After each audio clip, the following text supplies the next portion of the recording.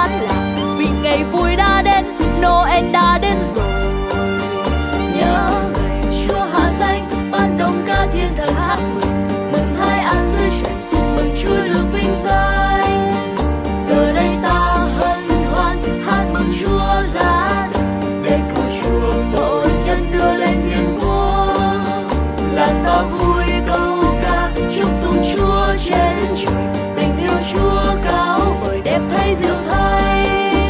Bản làng ta vui đón Noel về, mừng Giêsu vua trời lâm thế, cùng thiên binh vang khúc ca vui mừng, mừng Giêsu giáng sinh vì ta.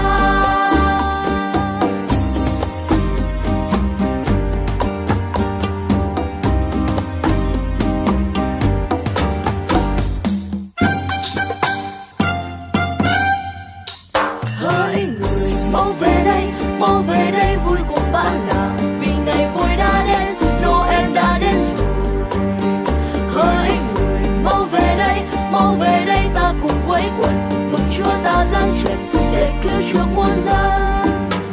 Từ thiên cung vinh quang Chúa vui xuống dưỡng trần, dân sinh tại chuồng trên Bethlehem tăm tối.